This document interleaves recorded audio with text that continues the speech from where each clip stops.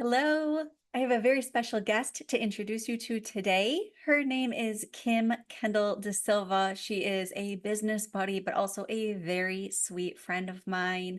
I have had the honor of having her actually mentor me in my relationship in specific ways, as well as sat through many of her brilliant workshops. I've invited her on today to talk about what she does specifically, which is to mentor women in relationships. And I've asked her to speak through the lens of, how military spouses can thrive in their marriages, how we can bring improvement and excitement and passion and all of the things that we need in all of our marriages, but specifically attending to the very unique circumstances that the military lifestyle can bring. So, enough from me. Let's get into it with Kim. Here we go.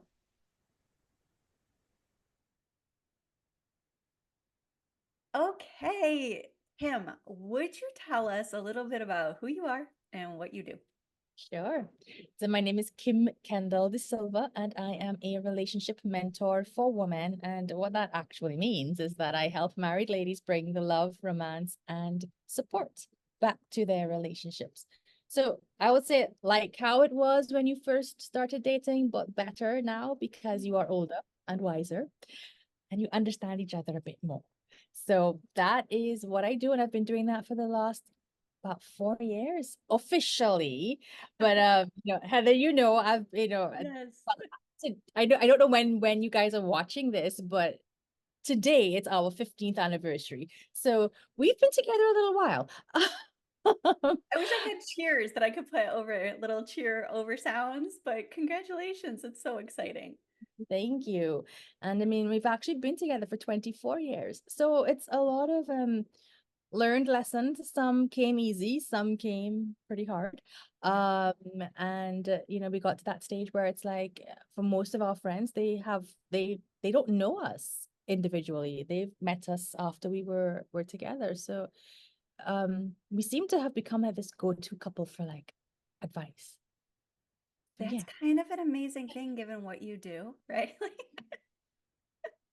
it is. I love that. That's amazing. Thank you. No, thank you. Thank you for sharing. So I heard you say mentor. You didn't use the word coach because I almost used the word coach for you. So, but mentor, you like mentor. That's your title. I do. I think one of the reasons why I gravitated to the word mentor as opposed to coach was that that's what it felt more natural. That's what it felt like we were doing, It was people were looking at us as whether or not we were older than them, but older in that whole more experience in the committed relationship sort of thing.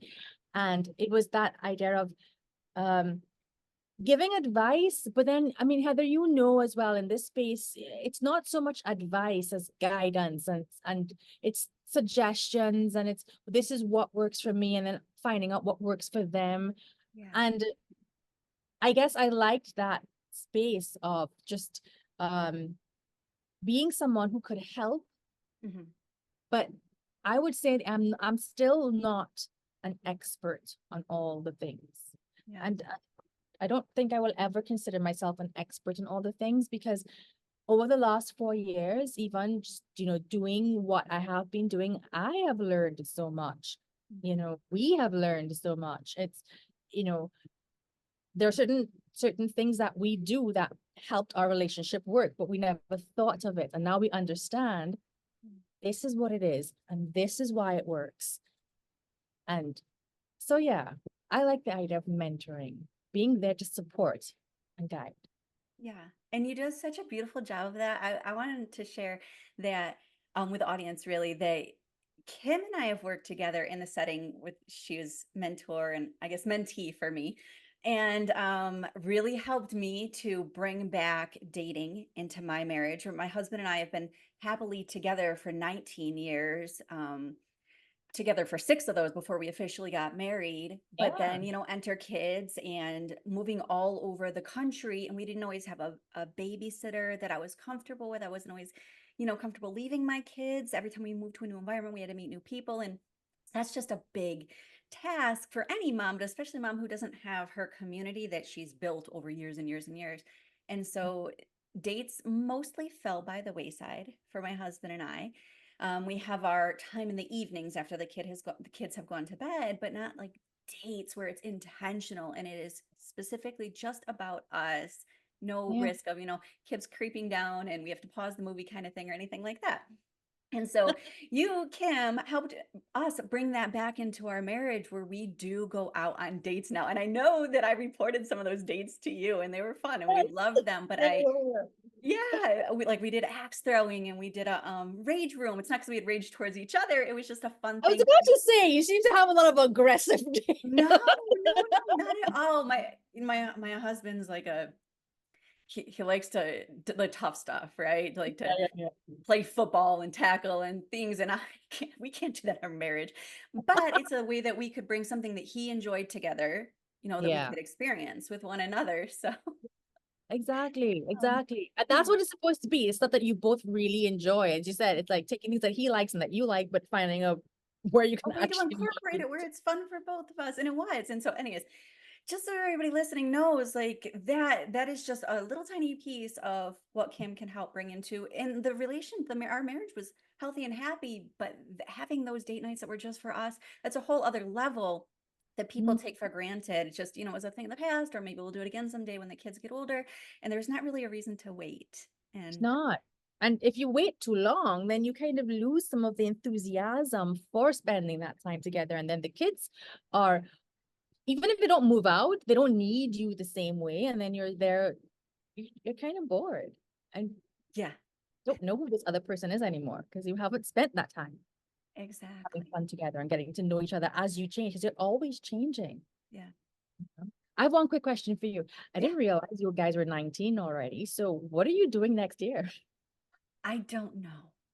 I don't know, not a clue. So it's 19 years dating, not Right. married. So maybe we'll wait until 20 years marriage for the big like trip or something. And as Yeah, my yeah, kids are yeah. I think we are going to start to be ready leave them behind with family or something, go on a big trip, but I don't know.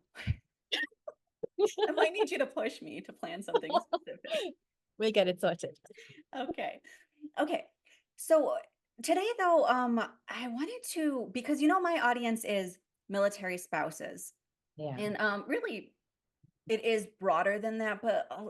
military spouses have such a unique um set of challenges and approaches to life because Yeah. of how different it can look for us.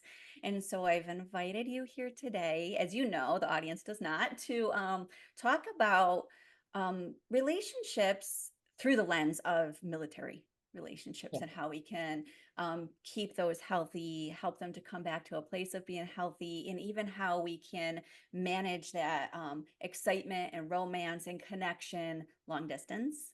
Yeah. Yeah. So, Yeah. but let's just start with the basics. We'll get into deployments and TDYs and all those things later. And I'll remind you what TDY means because for non-military people. Come on, I do remember, and it's temporary duty. Yes, Temporary. ma'am. I love it. Awesome. You're prepared. You're ready. So your husband can join at any time now. You've got the lingo. So okay, but let's just start with the basics. So let's just talk about, we're both here in the same place, and let's talk about date nights, spending quality time together. How would you recommend or work with someone on, incorporating that kind of stuff on a regular basis, and how often? How often? Yeah. So, okay, actually, I can start with a how often, and I would say it totally depends on the couple. All right. One of the things that I always stress date night should not be, it's a checklist item. All right. So, I mean, you've heard me say this. It's not dinner and a movie every Tuesday night.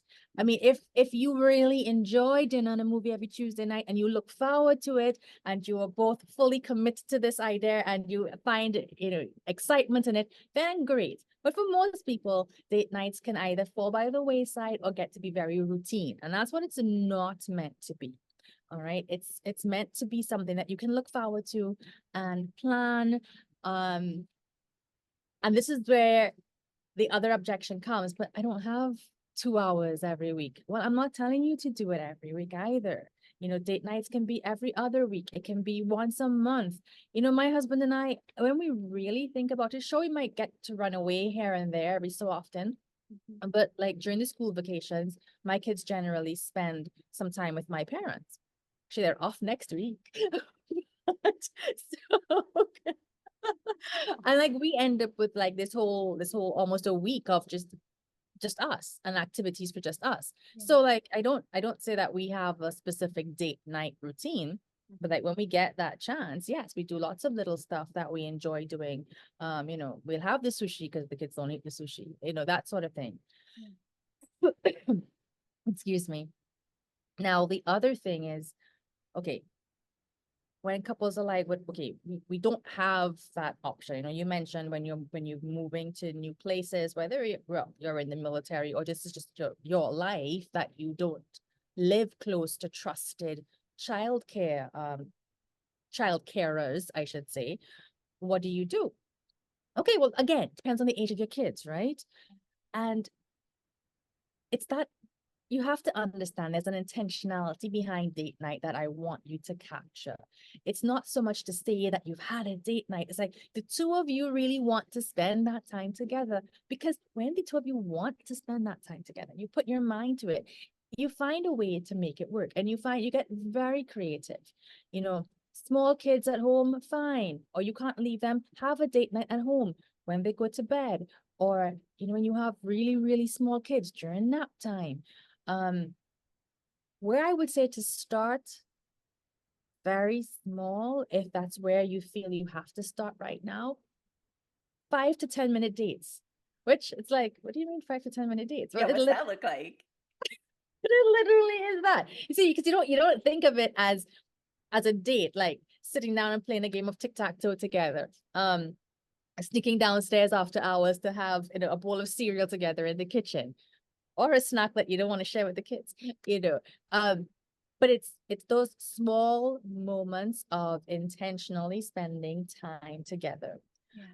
And that's what dating is. It's that commitment to spending those times together. Another thing, I know some couples like to take a short walk around their neighborhood, even around their own house, if they can't, they don't want to go far from the kids. Yeah. So you work with what you have. My husband and I, and we still do it every so often, we take these, we need a better name for it. We call them our garbage dates. It's literally walking the trash out, because where we live and where we have to put where the communal trash bins are, it to go and come back probably takes about 5 to 6 minutes. Okay. And we'll sneak out of the house, because what happens is if the kids realize we're going, suddenly one child or two or all three appear on their scooters. It's like, you really weren't invited, but we might literally sneak out of the house to walk the trash to the bins. Yeah. And back in. But again, this is what dating is meant to be. Time together, not necessarily with the trash, but time together that you enjoy. You find some way to spice it up. Yeah. And maybe just one more thing on that too. Yeah. What I also suggest with the 5 to 10 minute dates is that you could use one of those 10-minute dates to like plan your next big date night. The time when you will go get all dressed up and go out and do something, or someone will take the kids and you get to enjoy. I love date night at home when the kids aren't here. Yeah. So it's and again, I think from what I've discussed, you can see it doesn't have to be expensive. Sure, you can, but it doesn't have to be. Yeah. So those Yeah. are I love a good date on a budget. I love the whole combination. Let's do some stuff at home. Let's plan to Yeah. go out. I really love the idea of using like 5 minutes. It is a date, but it's also kind of like a planning. The idea that I get in my head is you're potentially going to hear some stuff from your spouse, your partner that you didn't even know they were interested in, or some things that you hadn't even thought of. You're like, wow, that's brilliant. And it's okay. So I have to throw this out there. The word that is coming to me repeatedly is connection. And Yes. I know, I love that your face lit up because I knew it was going to. I wanted to bring up the word connection because I know you've hosted workshops on this. We think the word connection is so straightforward, and in fact, it's not necessarily. Right. So, on that note, what's your perspective on connecting or connection with your spouse, your partner? I think it's a word that each person has to define for themselves because your idea of connection may not be your partner's idea of connection. So that's one place to start. Um, and for me, connection means togetherness. It means closeness. It there is that. Actually, you know what? I mean, the I guess the science behind it is that release of oxytocin. Okay, So that's it's important. yes. So it's any experience that Mhm. allows you both to have that release of oxytocin that it's called the love hormone, right? I think it's but Mhm. yeah. So it's yeah, and that's what it is because it's in those moments where you are both excited to be in the same space Yeah. and share it. Um and it's a funny thing because I know from discussions I've had and even like reading some of the science behind it, men take a very literal interpretation of the word connection sometimes. And it's like, so I remember once my husband making a comment along the lines of, that's when he would feel most connected. So we were literally connected. And I thought, Mhm. oh, that was interesting because to me it was so much more. I didn't need that to feel connected to Yeah. him. But I think that is very normal across many couples. It's that whole emotional intimacy versus physical intimacy. But I think for both of you, what you'll realize connection really boils down to that release of endorphins where you feel very loving towards each other and you are focused on each other. That's the Yeah. another important part. Yeah, thank you for sharing that. And I think that's a really important conversation to have with your significant other because there may be an assumption that they know what it feels like what your definition of Yeah. connection is, and they may not, and vice versa. Like my husband and I are polar opposites. I can think of I know, 19 years. You're like, how did you make it work? Right. I can think of very little that I want to connect on, like that we are similar on. Right. Yeah. Yeah. And so I so often, even this far into our relationship, take for granted that he knows because we've been Yeah. together for so long. But the fact Exactly. is, his brain functions different than mine. And his idea of connection is very likely very different from mine. Um, So I think that that's an important conversation to have. Don't make the assumption that Don't make your it. spouse knows what you need to feel connected to them. Let them Yeah. know for your benefit, for the health of your relationship. Have that, even if it's just, keep it lighthearted. It doesn't have to be oh, let's sit down and hash this out, Oh, right? exactly. And as you were saying that too, also take the time for yourself to figure out what you mean by it. Because yeah, words like connection and quality time and support and communication, that's a whole other story, get thrown out so much. And it's like, what does it mean for you? Because Yeah. you'd be amazed at all the different descriptions you can get for those terms. Yet we all think we know what it means. Exactly. And that's so funny about, so many things we take for granted that we do have a great idea of what this means. And perspective is so key and it's so individualized, and we often overlook that. Exactly. Actually, it's funny that you did mention the word communication. You said that's a whole other topic because it kind of is something maybe I was hoping we could dive into a little bit. Communication. So for military families specifically, right? I think if you don't have an open line of communication, not a good situation from the get-go, right? There's so many things going on at any given time Yeah. in the military community. And so I guess maybe now might be kind of a good time to dive into the talking about being separated. So we can be separated because our service member goes to a duty station that is considered unaccompanied, meaning they can't bring their family with them. So we have some of those. We have TDYs, which is those temporary duties where they go to training or something like that. Sometimes they can, communicate back home and sometimes they can't. And then, field time and stuff like that. So there's lots of separation Yeah. in military families for all different periods of time. And so, Mhm. ooh, communication, absolutely key. Just to one, let me know what in the world is going on because I know I have to stay flexible, but also I have to start to wrap my head around it, right? Yeah, So exactly. I still need you when you're gone. Like, I know you're out doing your thing. I know it's hard. I still need to feel connected to Yeah. you. Mm. And so that we've got to communicate and what this is going to look like and how we're going to make this work and what do I need from you and what do you need from me so that we can maintain our relationship, long distance, short term, whatever it is. So coming back to the idea of communication, um, Mhm. I don't know if I have a specific question, Mhm. honestly. Is anything coming to mind for you? And if not, I'll come up with a I specific mean, question. a few things are. Okay, let's go. I think, okay, I'll start with I think this is something Heather and we've talked about this before. This is the life that you chose, Yes. right? I know some people might say, well, that's a cop out, or I chose it, but I didn't know it was going to be like this.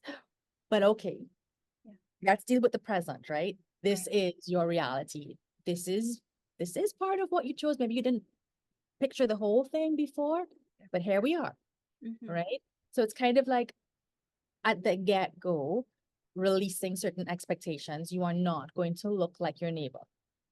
You're not going to look like your sister unless you all guys are in the same type of Unless we're all relationship. military over here. Exactly. So other than that, it your reality is going to be different from most of your friends. Okay. Um, okay. Prior, okay, how do I want to put that? Discussing your expectations then. Mm-hmm. Okay. You can't wait until you are separated to then realize that you need to be connected in some way, that you're going to miss them, that you need them and they're not there for you. These are, and Heather, you can tell me, I know we hope we'll get around to talking about it, what types of support systems there are in place Yeah. for military spouses. Yeah. But Let me take a little note. You keep talking. yeah, there is the partly that access to information about what life can look like on a day-to-day basis. All right. So you're going in kind of forewarned into this situation. So then have that conversation with your spouse, Yeah. and I know we talk a lot about from the perspective of the military wives, but there are also the military husbands. So it's depending on which side you're on as well, having that conversation with your spouse before they go and that they understand, because they don't, you think your spouse misses you too? I I sure hope mean, so. You better.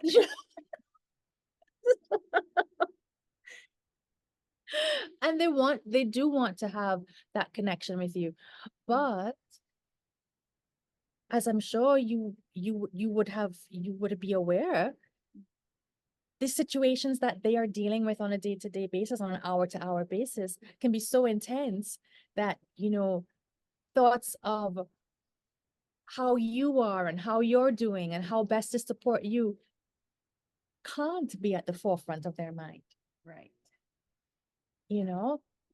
And I know that's not a happy thought to It's a have. hard thing to hear, but it's important, Kim, because it is the reality. If their mind is not in the game, in the situation, the military setting that's detrimental to them, to their team, whatever. So deep, a little bit deep, Yeah. hard to hear, but absolutely important because that is part of the, I'm going to use the word job as a military spouse, or the responsibilities as a military spouse is to understand that your significant other, yes, does miss you, yes, does love you, and yes, does want to reach back and communicate with you. And sometimes can't, their head needs to be exactly where it is.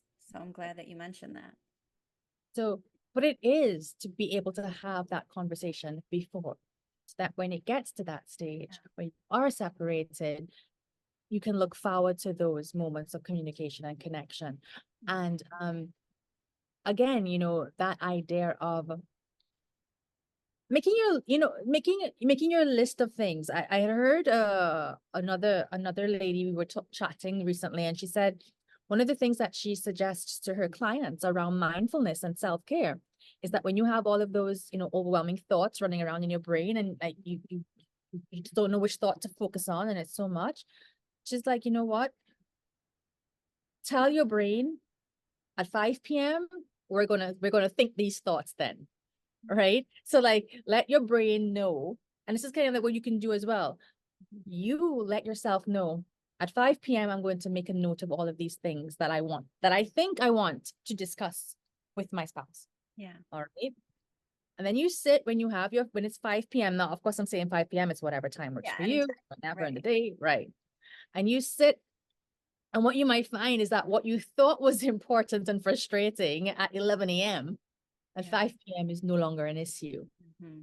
And what you're kind of doing now is training your brain to start sifting through stuff too. Like as something happens, it's like, do I need to spend the brain space and the emotional distress on this issue or not? If I Right. do, file it away from when I can feel the feels and process it. Fine. Now, if you're kind of going through something like this, when you get to that point of having a conversation with your spouse, you kind of already know this is the pressing issue we have to discuss. Yeah. And that way you're not.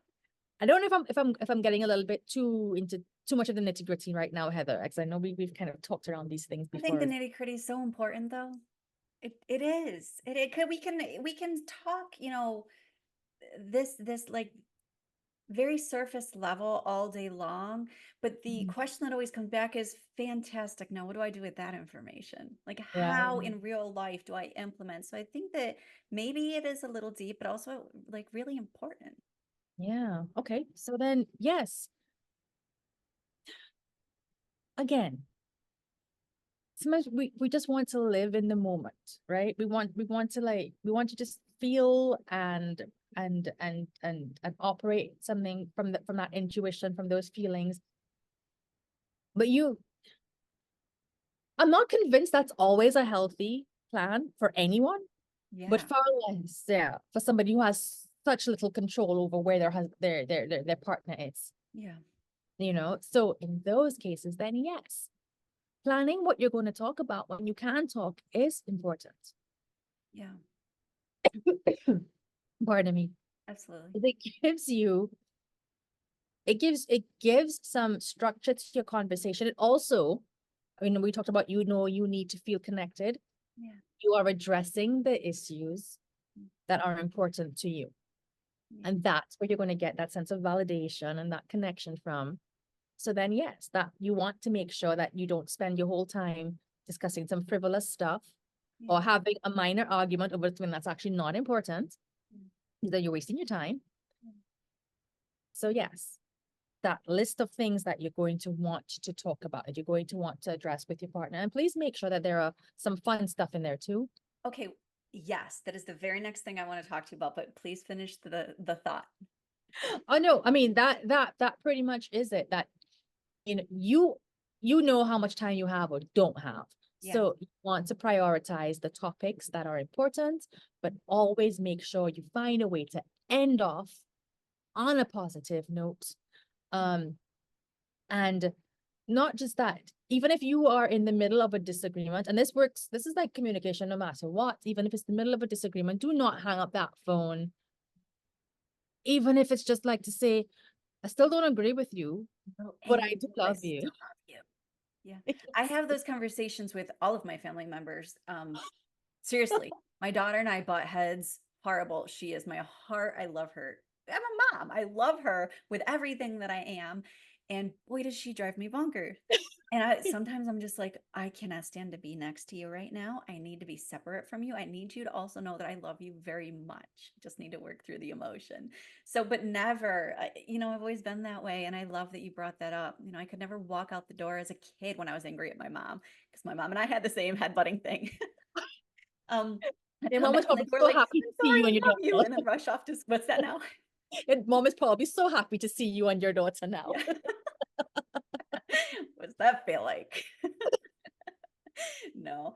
But yes, Kim, that's an absolutely important point that don't, God forbid, you never know what's going to happen. You get to feel your emotions and you get to express your emotions, but um don't ever leave the other person not knowing how you truly feel about them. Not that you're feeling angry towards them right now, but the depth of your love for that Mhm. person. Yeah, Yeah. exactly. No, okay. So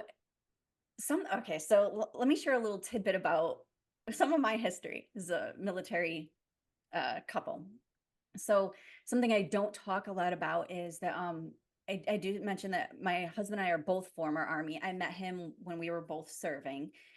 And he and I actually had quite a bit of a long distance relationship very early in our relationship. So he and I started dating. We were together for about 2.5 months before I deployed. So he was stateside, and I went to Iraq for the better part of a year, beginning of our relationship. So we were still getting to know each other, still building that rapport, still really learning the ins and outs. We thought, like, the beginning, hey, this is a young relationship. We can split here and go our separate ways, or we can do the long distance thing and see how it works out. As you Yeah. know, it worked out well for us.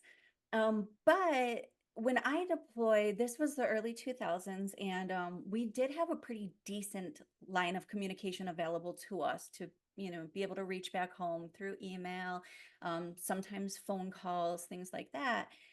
I think that's relatively standard these days. There's definitely going to be some areas, yes, some areas, no, all the things in between. But just knowing that it's going to look very different to be able to connect or communicate with your spouse when they're overseas or they're deployed or somewhere where they can communicate, but not Yeah. face to face, not on a date night, at a restaurant or whatever.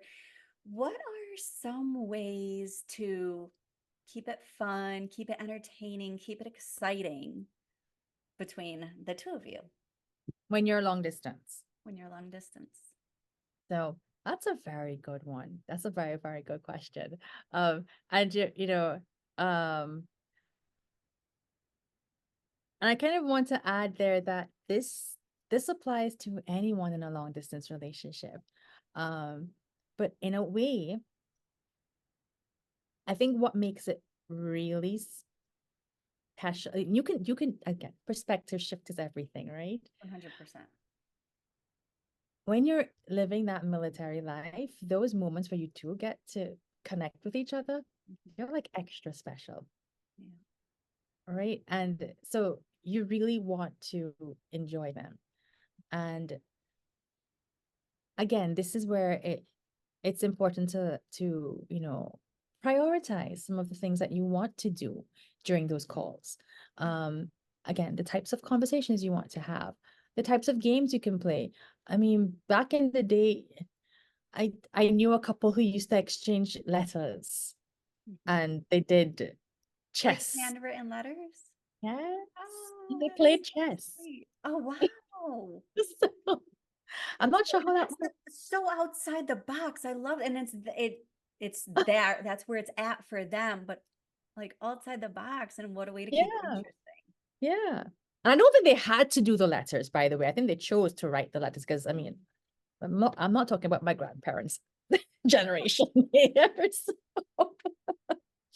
I think they just They chose. had technology. Chose to That's keep it old school, keep it exciting. exactly right. I Yeah. mean, and again, if something like that works for you, then do it, Yeah. right? And it is exactly that. What are the things that the two of you like? Um, it might be exchanging the photos. It might be bringing some semblance of quote unquote normalcy into your relationship, like Mhm. making sure you've watched a short video that you're both interested in, so that when you talk, you can talk about it. Mhm. It's um oh my gosh, I don't want to like go through a whole bunch of ideas because it obviously is very unique to each couple. But Yeah. the idea really is in those long distance relationships is making your moments count. You're compressed, your time together is compressed. Therefore, you need to literally make every moment count. And I don't say that to put pressure on you. Mhm. I tell you to think of it as celebrating it. Yeah. You're not taking anything for granted. Mhm. Don't take it for granted anyway, Yeah. right? And Absolutely. exactly. And that when you don't take the other person for granted, you are keeping the spark alive, because complacency is what kills the romance in so many relationships. And without the romance, people are like, well, okay, romance. I'm like, you know what? Again, that's another word for you to define for yourself, right? Mhm. Um, but romance, that spark, that feeling of togetherness, that um that emotional and physical intimacy that you don't have anybody else. That's what makes a marriage or a committed relationship different from other relationships with your friends and your family. Okay. So yes, when you start taking each other for granted and you become complacent, that's what kills the romance. That's what goes to the roommate stage. That's what leads to not liking each other and eventually just living two separate lives and finding it very easy to walk away from each other. So Yes. you have a very special opportunity, really, that you're not taking each other for granted. You don't take those moments to talk for granted. No, no, absolutely not. Oh, so really lean into that and then plan some good stuff. And yes, there are times you're going to have the hard conversations, and be prepared that you're not going to resolve it in that one conversation, and it's okay. Yes. It's Okay. okay. Oh, I'm sorry. No, Yes. no, I'm good.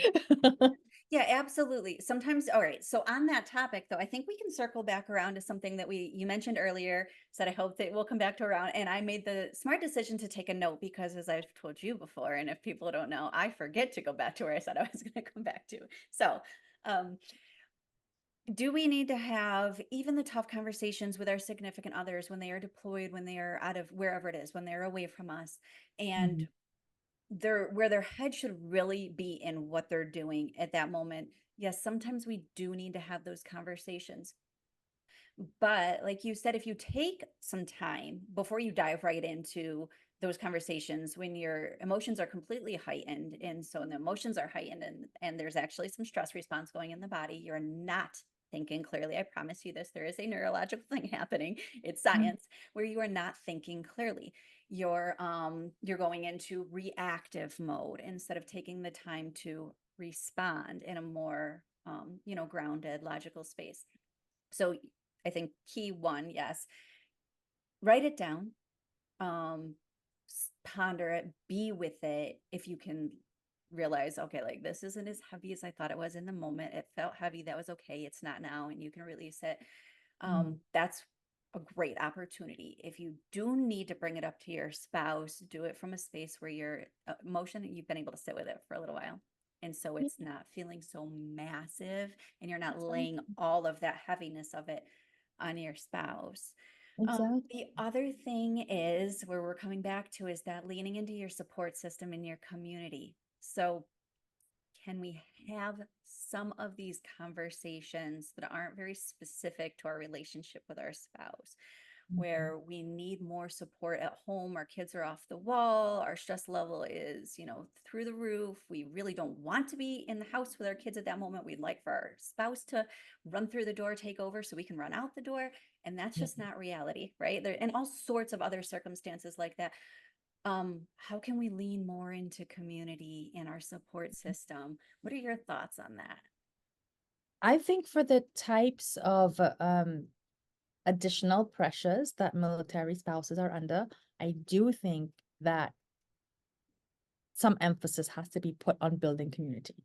Now, Heather, I know you've explained to me before that that's not always simple when you are moving every 3 years, sometimes less, is it? Yeah, Depend. sometimes less, absolutely.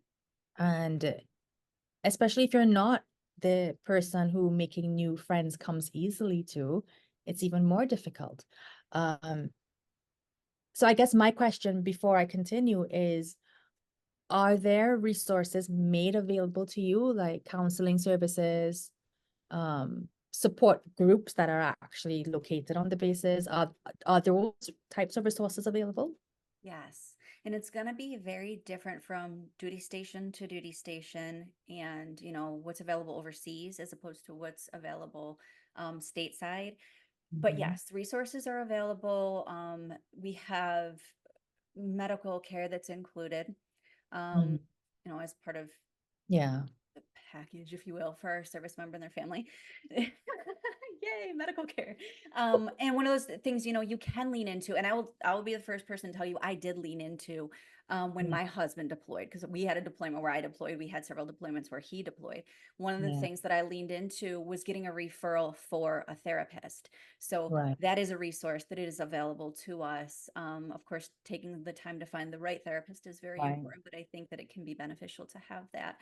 Of course, with everything we've got online now, there Yes. are coaches and consultants and mentors and therapists that are available online that specifically work with military spouses and understand their unique circumstances.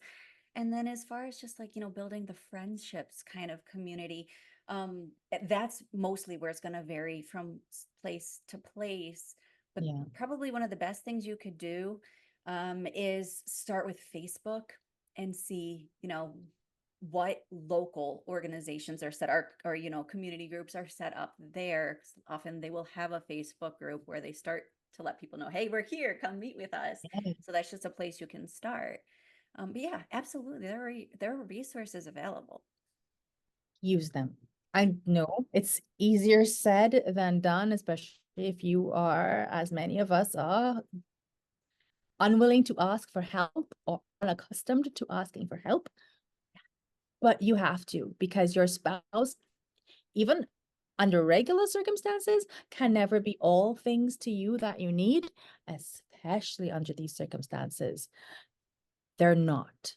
It's impossible. Don't put that responsibility on them, and then don't shortchange yourself by being upset because you had unrealistic expectations in that regard. Your tribe, your support system is going to look different now.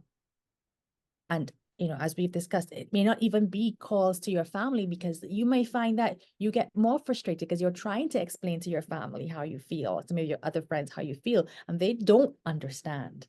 Yeah, no, if they haven't lived the lifestyle or experienced what you experience, their intentions are potentially going to be in the right Mhm. place. Their heart is with you, their support is with you, but their approach is not appropriate or applicable.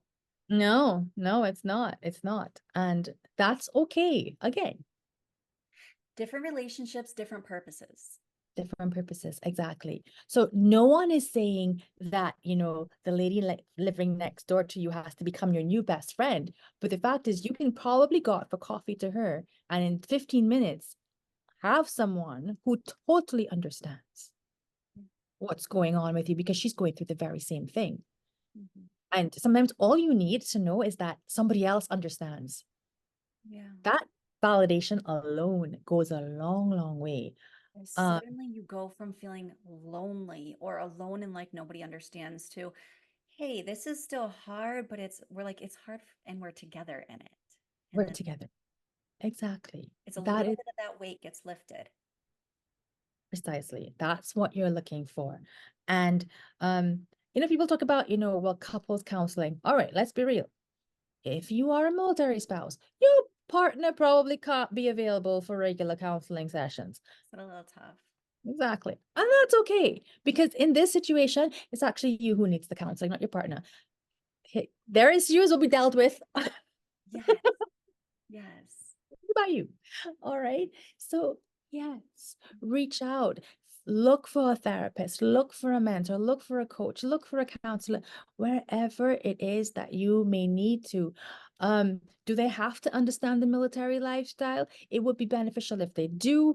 It's not an absolute must, because one of the things that when you do the work on yourself is that because you're working on yourself, it actually doesn't matter what your external circumstances are.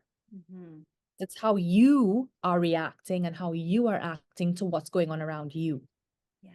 So it, if you're struggling to find, a military therapist, don't feel as if that's your only option. Absolutely. It's as long as you are willing to do the work on you Yeah. and what you need to be, Heather was talking about, how you self-regulate, how um, what is it, the neurological processes between that heightened state of tension to Yeah. Yeah. Absolutely. you want to get those things under control, because that's going to have much more benefit to you than a session where you feel like I'm trying to be diplomatic about this, Oh, but very no, you're good. Just say it. it's been my experience that very often women in particular will be like, we need couples counseling, we need couples therapy. And they really want their spouse to get on board with the therapy. Yeah. But when you dig deep, what they're really wanting is someone else to tell their partner that they're wrong and that they themselves are right. Yeah. And you might say, no, no, no, that's not what I mean. He needs someone to, well, if he needs someone, let him get someone, let you get someone separate to work on your issues. But Mhm. there's this idea that couples therapy is a savior for the relationship, but we sometimes we go into it thinking someone else is going to referee for Yeah. us Yeah. and tell them they're wrong. That's not Yes. Yes. Oh my it. gosh. What would happen if that's not what would happen if they turned that light on you and did make you look at yourself? It would be much more easy to handle if you already started looking at what you can do internally. And so actually, Kim, I feel like you and I have we are in sync and we have this connection. Like we didn't have to talk about what it needed to be between us and what it meant between us, because I feel like you already answered the next question that I had for you, which was, do you have to go to couples counseling or to, a couples therapist, or, do the things, the work Yeah. as a couple in order to improve the relationship? Does it have to be the two of you? Are there ways that you can do it as an individual?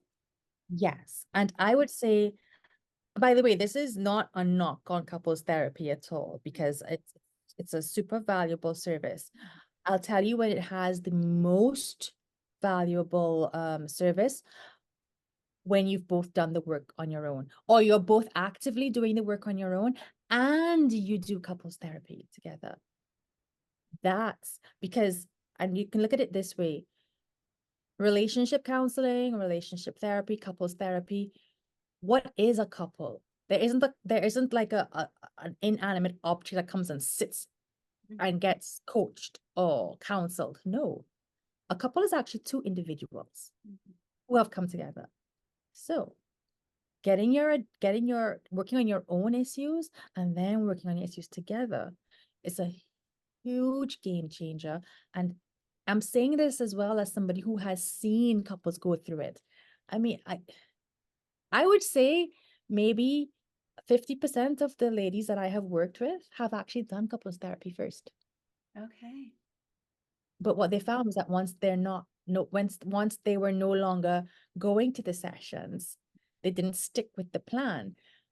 Part of that is because they needed to both be doing certain things together. And when one person didn't want to do them anymore, the other person felt very resentful. Mm. This is where it's important to know you're doing your own work. Yeah. So you know how to support each other. You know how to support yourself.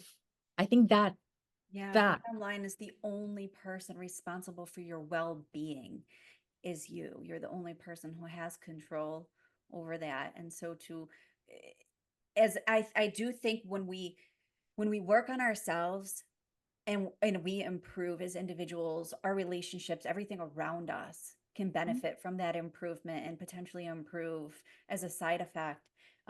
But no matter what the state of anything else in your life, when you are making sure that you are the one that is responsible and in control of your well-being, um, at a bare minimum, you deserve that and owe it to yourself. Exactly. And you will be amazed at how much of an positive impact you developing and growing will have on your relationship without your partner even raising a finger. Now, I'm not giving them an excuse not to raise a finger, by the way. It'd be wonderful if they do. Um, but relationships are not static. We feed off of each other's energy and each other's actions.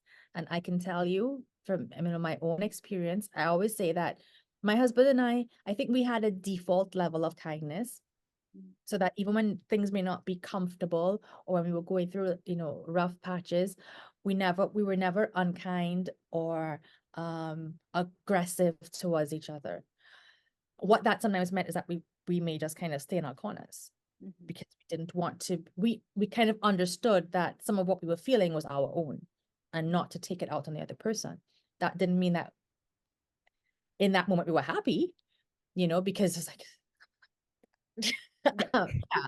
So, but one of the things that I found was that when I started working on me, you know, I, my eyes were really opened to how many things I was blaming my husband for that were really my responsibility. Like I remember once telling my coach, he doesn't even ask me if I'm happy anymore because he obviously knows I'm not happy. My happiness was never his responsibility. That's key. That is You such, and yes, let's just sit on that for like know? a second here because that is such an important piece of information for people to absorb. Do we want people to treat us well? Yes. When people treat us well, do we enjoy that? And do we experience happiness because of it? Yes. But that is not because they have made us happy, right? We are the Exactly. only ones that are responsible for that. There are plenty of people who are treated well and they're still not happy. Exactly. That is so key because he was not treating me badly. He is a good man. He is a good husband. He was doing all the right things, but there was something in me that was blocking it, that was not receiving it, that was being resentful of different things. And when I addressed that within myself, and then I could see all of the really great things that were waiting for me on the other side of that, Yeah. and this is where a lot of us get caught up. We're waiting for someone else to do something, and we have no control over that. We have no control over so much, and we frustrate ourselves by trying to control so many things. Mhm. Learning to let go of a lot of the things I was trying to control made me so much more relaxed and so much easier to be around. And you see, that was a major shift when I became easier to be around because I was no longer, being resentful and trying to control things. How he could relate to me totally shifted.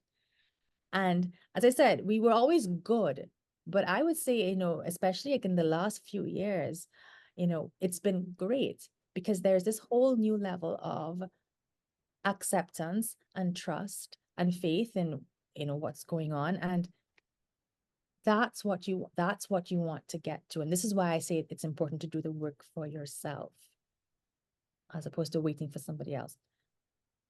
I don't know if he ever made any personal development strides. I don't know. I can't. Because we lose so much awareness of what other people are doing. I mean, it's an awareness that we don't even need to necessarily have, but what other people are doing when we are focused on our own happiness and improvement and joy and, awareness overall. I can totally relate to that. I not only do I relate, I want I want to share something that I'm not super proud of, but it's very to your point, and is that I've been a coach for 3.5 years now. And so I've done a lot more personal development over the last 3.5 years than I ever have in my life. And I have become very aware of some of my habits and my traits that I didn't necessarily know that I had, where they were coming from. One of those things is I tend to be very passive aggressive. Again, not proud. I know, not proud of this one bit. But the awareness is important because that's when you can start to shift, right? You can own it and you can do whatever you need to do with it to, grow from it. one of those things that used to happen was because I did not communicate with my husband what I needed from him. There were, I couldn't even tell you how many years in our relationship and our marriage where I'm a bit of an early riser. He likes to get up after me. A lot of Yeah. times what was happening was I would wake up, then the kids would get up, and the kids would. I know. Oh my gosh. Heather, Okay. I feel like you are just narrating a part of More my life people probably now. relate to this than I realized at the time. But so suddenly, like, they're expecting me to be the one that makes breakfast. I'm like, but I'd like to not make breakfast today. Could somebody else make it? That'd be great. The only other person that could do it would be my husband, by the way, because they were way too young at this point. Right? So I'm frustrated because kids are assuming I'm going to make breakfast, and of course I am because they're hungry, and I'm the only one down there with them. And he finally and they're bickering, maybe they're talking back, and suddenly I am very frustrated. I've spent like the past half an hour or so getting really spun up emotionally, not knowing how to release that or take control of it. And my husband comes down, and I'm angry. He's just woken up and has no idea why, but I'm angry. And I think just this was the habit for so many years. It got to the point where, and this is where the personal development came in. I started becoming more aware. And when he would come into the house or into the kitchen or whatever, I could see him tense and look around to try to assess what has potentially pissed Heather off. Or is she pissed right now? And that shattered me because I'm like, this is my life. This is my relationship. This is my marriage. And my husband's walking into a room with me where I would hope he'd walk in joyful, like the freaking love of my life is right there. I couldn't be more happy every single day. I could be giving that to him and he could be giving that to me. But instead, he's looking around going, what is this situation right now? Is Heather pissed? What level of anger? What level of anger is she experiencing right now? What has happened? Who do I need to yell at to try to diffuse this on her behalf? And it was not his responsibility. It was my responsibility to take control of my emotions and to communicate with him. Hey, could you get up a little earlier this morning and make breakfast? Because I'd like the morning off. But I didn't do that. I made the assumption, right? So taking responsibility for our emotions, for our actions, for communicating what we need in our relationships, not just assuming that the other person knows. That can make all the difference. It does. It really, really does. And yes, I think exactly what you just described. More households than I realized, maybe. Yeah, no, yeah, yeah. Oh my gosh. I was like getting raised pores. I was like, that was my life. Yeah. Yeah. It Okay. really, So you and I have both experienced that, but it's really important for people who are in the thick of that kind of a thing to understand that you can get past that. And it's not as difficult as you think. Having a means to a support system. So again, the people you lean to, but also like your mentors, your coaches, your therapists can help you to come to the other side of that, where when you are greeted by your spouse, their immediate response isn't, uh-oh, what should I expect? But like you get to experience joy in that moment of coming together again. Sounds exactly. super cheesy. I understand, but every single day when my husband comes home from work, we do the what is it, like the 20-second hug and the 6-second Yes. kiss or whatever. Like I am not missing that opportunity. And my daughter will try to come and get in between. I'm like, no, this is my hug. I Come can. back. Yes. There's joy in that moment. I'm not waiting to dump my day on him, and he's not waiting for what's going to like how that dumping of my day is going to play out, right? But you can Gotcha. experience that on the other side, um, if that's not where you're at right now. You can. You can. Yeah, You really, really can. And you have the power to do it. It's not going to be easy, but you totally have the power. yeah. Okay, so we've talked about a lot of stuff today, Kim. This conversation always flows so easily with us. I feel like we could do 2, 3 more hours, easy. But we're going to keep it at an hour because that's Yeah. actually how long we've been talking. Um, so first, thank you so much for everything that you have shared with me, with the community, with everybody who's listening. So the last couple things I wanted to ask you is one, is there anything else that you'd like to share? Any words of wisdom? Any final thoughts? I guess the one thing I kind of want you to take away from all of this is just how much you can choose to influence your relationship for the better or for the worse. Mhm. Uh, And it literally does start with one step, like you deciding that you are going to have a happy, healthy, thriving relationship. And you are going to find out what it takes, and you are going to make the adjustments in yourself to create that. I am not saying that your partner is going to automatically fall into line, but when you start making those shifts, one of the things that you're going to soon realize is what belongs to you and what belongs to them. And then when you realize what's not yours, Mhm. you're no longer attached to it. And it doesn't hit you the same way anymore. Yeah. Yeah. Oh, that's an amazing thought. Thank you for sharing that. Okay, now for anybody who wants to learn more about you, would like to work with you, where can they find you? You can find me on Instagram most easily these days. So that's Kim DeSilva, and on Facebook. Yeah, And we can drop links for that in the description so they can easily find you. good. Okay. Thank you so much for being here, having this conversation with me today. I know that you and I will continue these conversations. I'm sure people can look forward to seeing us more in the future together. But for today, that's it. Thank you. And talk to you soon. Be well. Bye.